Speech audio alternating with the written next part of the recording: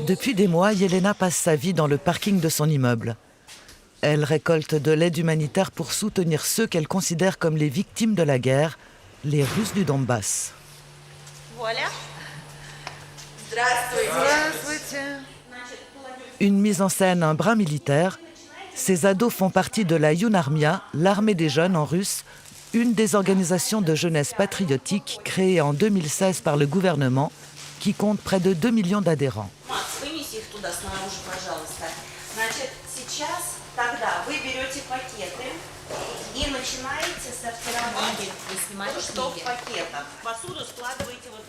Yelena est bénévole, elle mène ses jeunes à la baguette, ils ont l'habitude.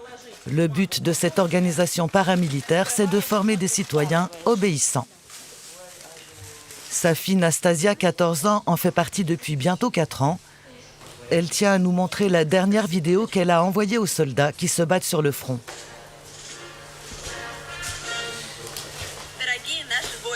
Защитники Отечества, мы верим в вас, молимся за вас и ждем вашего скорейшего возвращения домой с победой.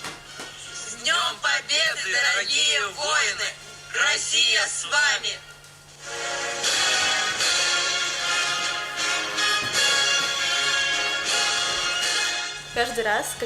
À chaque fois que je mets mon uniforme, je sens une grande montée de fierté pour mon pays, pour les jeunes avec qui je suis, pour ma famille et les gens qui m'entourent.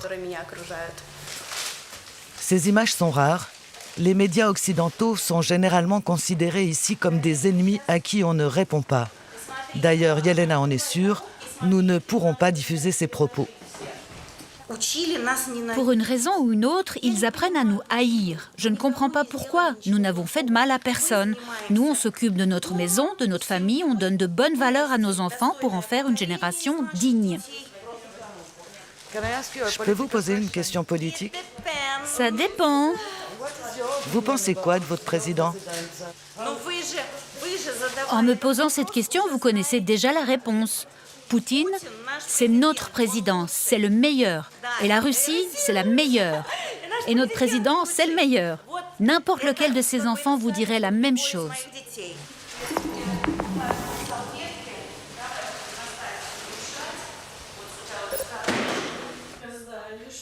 Un goûter anodin. Pourtant, nous sommes au cœur de la Russie de Poutine. La Younarmia est l'un des fers de lance de sa politique conservatrice, une organisation sanctionnée par l'Europe et les États-Unis, considérée comme extrémiste. Cette année, le Kremlin a doublé son budget. Ça, c'est mes diplômes, mes certificats, des lettres de remerciement et au-dessus, c'est les photos de mes camps d'été. À côté des diplômes militaires, des mangas, deux mondes qui cohabitent tant bien que mal, perruque et constitution posées juste à côté, mais Nastasia n'y voit presque aucune contradiction. Ceux qui me connaissent comme membre de la Younarmia sont un peu surpris quand ils apprennent que je fais du cosplay. Mais il n'y a rien de particulier, je suis juste une ado comme tout le monde. Ces jours-ci, son emploi du temps est plutôt consacré à la patrie. Pour la plus grande fierté de ses parents, son père est avocat et ancien militaire. Je suis fière. On ne naît pas patriote. Le patriotisme, il faut le cultiver. Le patriotisme, il faut le nourrir. Avec mon mari, nous pensons que nous éduquons notre enfant correctement et qu'elle ne trahira jamais nos idéaux. Pendant ce temps, sur le canapé du salon, Maxime joue à un jeu vidéo sur son téléphone, Squad 22 Zoff. C'est le premier du genre sur la guerre en Ukraine, version russe. Dans ce jeu, le réalisme te montre la peur de la guerre et que la guerre, ce n'est pas un jeu.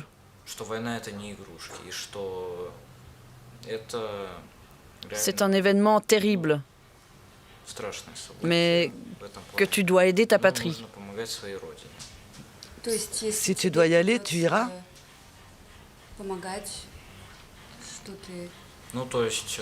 Oui, j'aiderai ma patrie. Sorti fin mars, ce jeu est soutenu par le ministère de la Défense. Il propose de revivre les batailles du Donbass ou le siège de Mariupol. Pour le Kremlin, les jeux vidéo sont devenus un nouveau champ de bataille idéologique. Le jeu a déjà été traduit en anglais et en chinois. Et son créateur a bien sûr réservé la primeur du lancement aux ados de la Younarmia. Pour cet ancien diplomate reconverti, il s'agit d'un jeu éducatif, pas d'un endoctrinement. Si on a un jeune qui veut jouer à un jeu militaire, on ne veut pas le voir jouer seulement à Call of Duty. Voir comment les États-Unis gagnent partout, et même comment ils font des attaques terroristes en Russie. Désolé, c'est pas bon pour nos enfants d'apprendre ça. On veut leur donner une alternative. Dans la vraie vie, lui ne voit pas la guerre se terminer tout de suite, et en tout cas pas sans une victoire totale. Quant à une menace russe sur l'Europe, il répond par une boutade. Pourquoi ? Il n'y a rien qu'on pourrait désirer là-bas, pour lequel on se battrait. Pas de gens, pas de ressources, rien. Surtout dans les pays baltes, c'est vide. Est-ce que la Suisse prendrait les pays baltes, même gratuitement ? Ah, j'en doute. N'empêche, dans les rues de Moscou ces derniers jours, l'ambiance est résolument militaire et patriotique. Affiches pour recruter des soldats ou pour célébrer les héros de la Deuxième Guerre mondiale, le passé et le présent se télescopent. Poutine a mis le paquet pour faire du 9 mai, jour de la victoire contre le nazisme il y a 80 ans, un événement destiné à célébrer l'invincibilité du pays et à unir ses citoyens.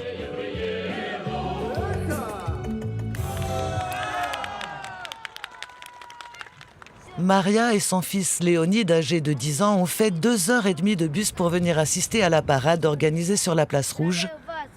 Et Léonide est tout fier de réciter un poème patriotique pour son père blessé en Ukraine au début de la guerre. Maintenant, il marche, tout va bien, il lui reste un éclat dans la colonne vertébrale, mais on le touche pas. Maintenant, on s'inquiète juste pour les gars qui sont encore là-bas. On en connaît beaucoup qui sont à la guerre, d'autres malheureusement qui sont morts, des gens avec qui j'étais à l'école. Maria n'en dira pas plus et nous ne pourrons pas la revoir. On ne s'approche pas des militaires en Russie. Si la guerre est omniprésente, on ne veut en montrer que son côté victorieux. I expect this year to be something extraordinary. Alexandre, lui, est un homme d'affaires, trader dans les engrais. Il vit dans un tout autre environnement, mais lui non plus ne raterait cette parade pour rien au monde, ému devant ces soldats qui se battent en Ukraine. Quand je vois ces jeunes, j'ai confiance dans mon futur et le futur de mon pays. Je ne suis pas un militaire, mais je les respecte beaucoup. Leur job, c'est de nous faire vivre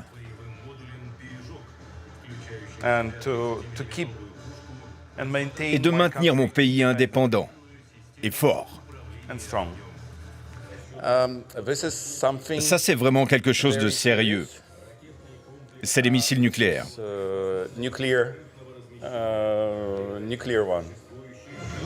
C'est quoi le message envoyé au monde ? On n'envoie aucun message au monde. On envoie un message à nous-mêmes. On s'en fiche de ce qu'ils pensent de notre parade ou de ce qu'ils pensent de notre pays. On s'en fiche.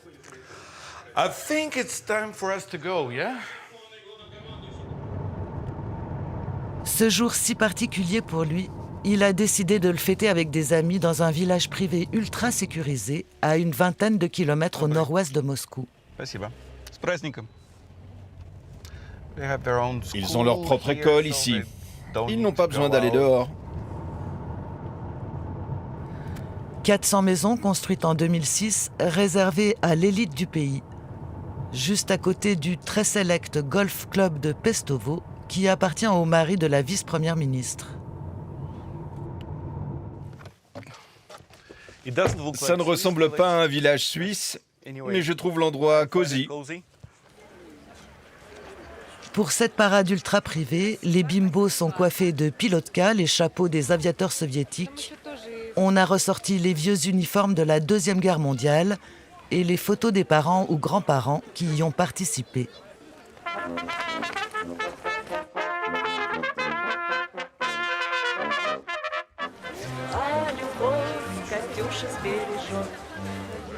À l'arrivée, une cantine militaire reconstituée, avec au menu de la cacha du sarrasin bouilli en hommage aux vétérans. Mais c'est bien la guerre actuelle qui est dans tous les esprits. L'Ukraine et la Russie, c'est la même nation. On ne veut pas se battre avec les Ukrainiens parce que ce sont nos frères et nos sœurs. La Russie ne veut pas être impliquée dans cette guerre. Nous, on nous raconte une autre histoire. Du point de vue occidental, c'est la Russie qui a envahi l'Ukraine. La Russie est le plus grand pays du monde et il est absolument autosuffisant. On a tout. Même si tu essayes de mettre une barrière autour de la Russie, on survivra sans aucun problème. On est autosuffisant, on n'a pas besoin de nouveaux territoires. Ce n'est pas une question de territoire, c'est une question de sécurité. Si la Russie ne se sent pas en sécurité, c'est un problème. Quand on se sentira en sécurité, le monde sera en sécurité. C'est l'histoire de la Russie. Et on est russe. Et j'en suis fier.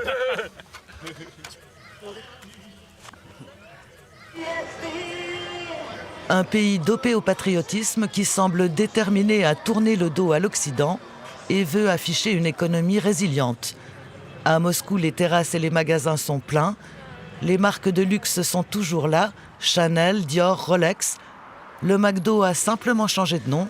Il s'appelle Vkusno i Tochka, c'est-à-dire c'est bon et c'est tout. Et pour les clients, c'est du pareil au même. Absolutely enjoy McDonald's, and I was absolutely upset when they left our country. But thanks God that our Vkusno and Tochka is absolutely the same like McDonald's. На самом деле не отличается. Я не почувствовал.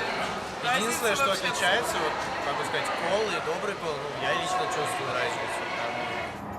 Bref, tous les patriotes comme Alexandre l'affirment, les nouvelles sanctions décidées par l'Europe ne les inquiètent pas. L'économie, le business, c'est comme un liquide. Ça trouvera toujours un chemin. Peut-être pas une voie directe, mais... Si tu penses que les effets des sanctions seront que les Russes vont se mettre à genoux, en pleurant et en mendiant pour des excuses...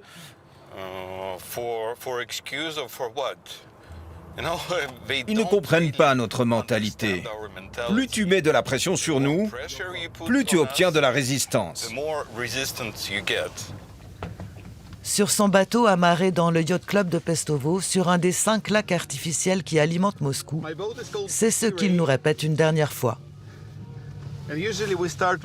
Normalement, on commence avec ça.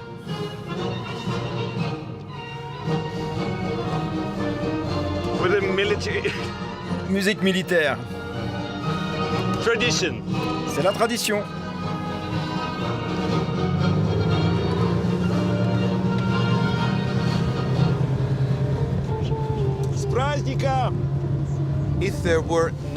S'il n'y avait pas eu de sanctions, les Russes auraient dû créer ces sanctions. Pourquoi ? Parce qu'on se tourne vers notre pays. Je connais des gens très riches qui investissaient avant en Europe et aux États-Unis. Leur argent a été volé, gelé et volé. Pas tout leur argent, mais partiellement. Et ces gars ont commencé à investir dans leur propre pays. C'est un miracle. Where's my music?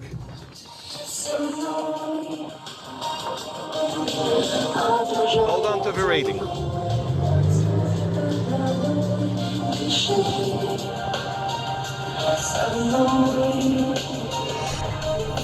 Может быть, когда-то мы увидимся с тобой.